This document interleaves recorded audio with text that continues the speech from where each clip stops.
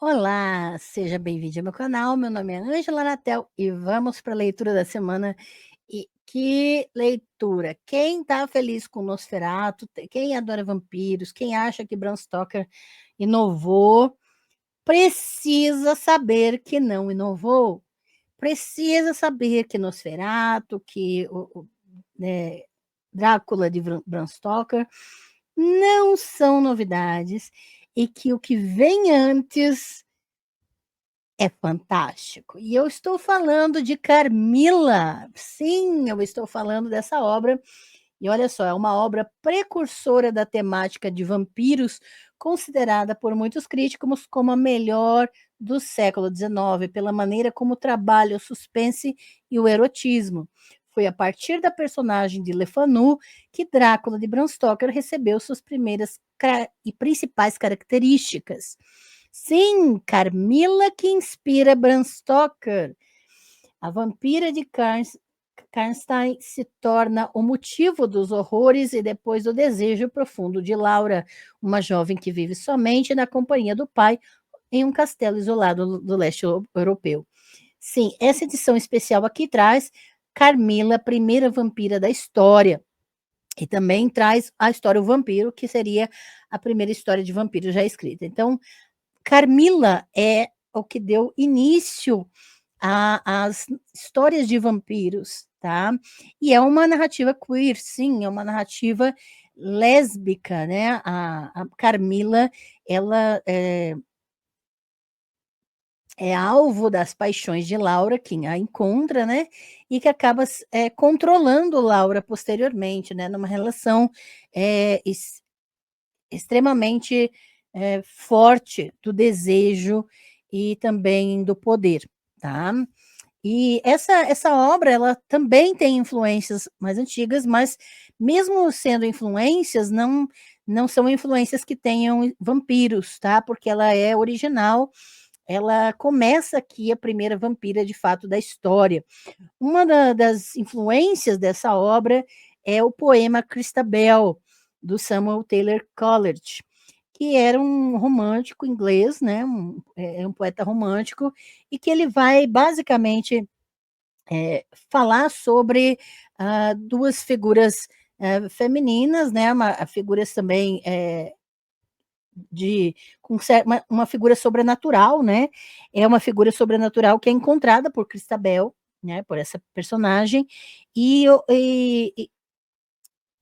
ela oferece proteção, né? A essa figura sobrenatural e que é feminina e ao oferecer proteção para ela, ela acaba sendo controlada por essa figura sobrenatural.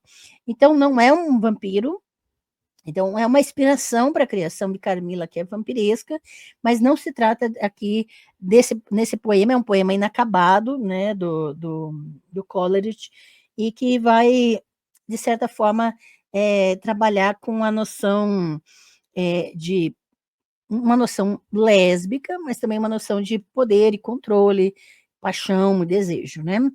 Esse poema era para ter entrado no Lyrical Ballads, as baladas líricas, que o Coleridge escreveu junto com William Wordsworth, mas o William exigiu que esse poema fosse retirado da obra e o Coleridge publicou em outras obras, outra obra posteriormente. Mas uma outra influência para Carmila é um poema que também era para ser musicado, né, do John Keats, que se torna em inglês, né, na verdade, ele dá um título francês, por influência de literatura, La Belle Dame Somerset, The Beautiful Lady Without Mercy, a bela mulher sem compaixão, né? E nesse poema especificamente troca um gênero de uma figura.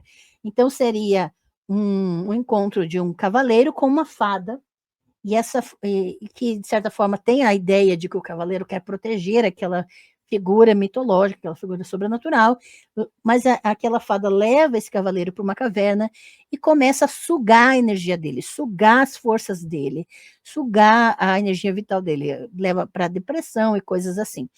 Então, veja, não se trata de vampiro, nem no poema do Coleridge, nem no poema do Keith, mas são figuras sobrenaturais que têm uma certa influência de dominação e uma influência vampiresca, sem ser vampiro, não tem vampiro aqui, mas é vampiresco no sentido de tirar as forças, de sugar a existência, a energia vital daquele ser, né? E também envolve desejo, envolve outras questões.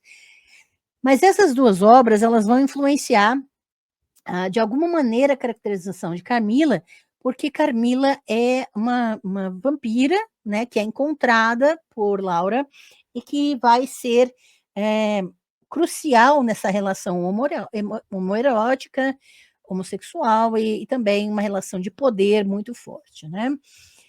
Eu quero ler com vocês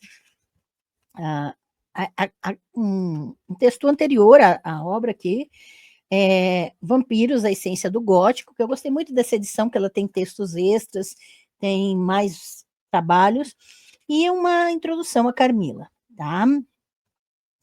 Vampiros, a Essência do Gótico. É impossível não se saber nada sobre vampiros. A criatura com presas que se alimenta de sangue humano faz parte da cultura popular há séculos.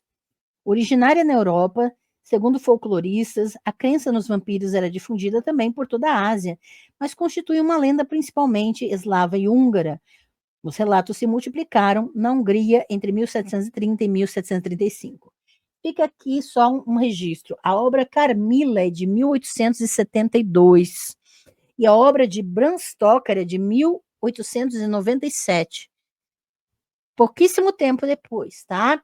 Então você vai ver que Bram Stoker, basicamente, quando você lê essa obra, Carmila, Bram Stoker ele vai copiar algumas características, a caracterização do vampiro e tudo mais a partir de Carmila, tá? Em 1872, Carmila, 1897, Drácula de Bram Stoker, tá? Um mito que perspassa centenas de anos não é fácil de definir. Geralmente, conta-se que se trata da alma atormentada que sai do túmulo à noite, muitas vezes na forma de morcego, para beber sangue humano. Na maioria das representações, os vampiros são mortos-vivos, ou seja, revividos de alguma forma após a morte. Quando o sol começa a despontar, ele deve voltar para seu túmulo ou caixão. Suas vítimas também se tornam vampiros depois que morrem. Embora muitas culturas possuam superstições sobre mortos-vivos que se alimentam de sangue, o vampiro da mitologia eslava é o que representa o conceito de vampiro da cultura popular até os dias de hoje. A crença em vampiros chegou a um ponto nessa região que levou a rituais como estacar cadáveres através do coração antes de serem enterrados. Em algumas culturas, os mortos eram enterrados de bruços para evitar que encontrassem o caminho para fora de seus túmulos. Embora no século XX os vampiros tenham se tornado criaturas de fantasia, os mitos urbanos sobre eles continuaram a persistir. No início do século XX, algumas aldeias na Bulgária ainda praticavam empalamento de cadáveres e até os anos de 1960 e 1970 acreditava-se que um vampiro assombrava o cemitério de Highgate, em Londres. A imagem do vampiro que hoje se tem na ponta da língua parece ter se originado em grande parte pela literatura gótica europeia dos séculos XVIII e XIX, na época em que a histeria dos vampiros estava em seu auge na Europa.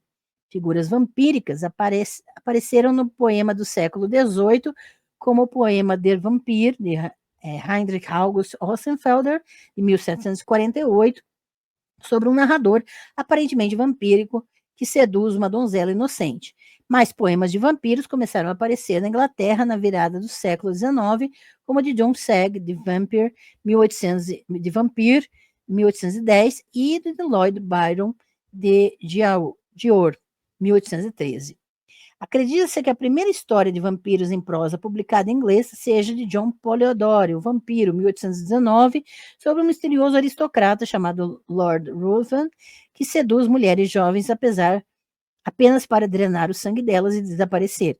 Essas obras e outras inspiraram importantes histórias de vampiros, que incluem, por exemplo, Carmilla, de Sheridan Le Fanu, que estabeleceu a vampira femme fatale. Ainda que Drácula seja indiscutivelmente a obra mais importante de ficção vampírica, trazendo as características que se enraizaram no imaginário popular, como vampiros com habilidades sobrenaturais, que incluem desde o controle da mente até mudança de forma, uma linguagem nobre e aristocrata e uma origem leste-europeia, Carmila é inovador pelo caráter enigmático dado à personalidade do vampiro, do qual muito se valerá a personagem de Stoker. Então, se comparar as personagens, Carmila foi definitivamente a inspiração de Stoker. Carmila é uma das melhores histórias de vampiros em língua inglesa. É bem mais curta do que muitos romances do gênero e não se preocupa com as aparências clichês do vampirismo, as presas afiadas, o sangue. O terror da história está em seu suspense, a contenção e o medo, mas ainda com todos os elementos tradicionais familiares. O castelo solitário, na Estíria, a donzela inocente como vítima, os pesadelos com o sobrenatural e a dualidade do bem contra o mal. Publicada pela primeira vez em 1872 na revista Dark Blue, no formato de folhetim, é considerada ao lado da obra de Polidori como uma das primeiras escritas sobre vampiros. Mas o pioneirismo não acaba por aí. É a primeira a ser protagonizada por uma vampira, apresentando, além da atmosfera gótica, um erotismo que marcou a época e inspirou Bram Stoker a escrever Drácula.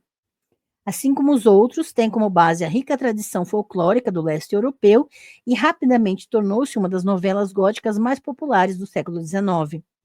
É possível notar em Carmila algo da lenda irlandesa Banshee, o que não era impossível, já que o autor era irlandês. O Banshee é um espírito irlandês que assombra uma família e prediz ou anuncia a morte de seus membros. Como Banshee, Carmila se sente atraída pela família de Laura e é sua ancestral distante. Isolada em uma mansão remota, em uma floresta da Europa Central, a inocente Laura sente-se muito solitária e anseia por companhia, até que um acidente de carruagem traz Carmila para sua vida. E aqui, inclusive, tem a imagem da revista Dark Blue, né, do período em que foi publicada a história de Carmila, né, e originalmente, né. Então, quero enfatizar, gente, leiam Carmila, é deliciosa, e vocês vão perceber que história protagonizada só por mulheres e escrita antes de, de Nosferatu, de Bram Stoker, de todos esses homens fazerem tanto sucesso, vai definir o terror gótico e erótico dos dias de hoje. Se você curtiu Nosferatu, se você curtiu Drácula de Bram Stoker, seja o filme, seja o livro, você precisa conhecer Carmila. Fica aqui a dica da leitura de hoje. Boa semana e ótimas leituras.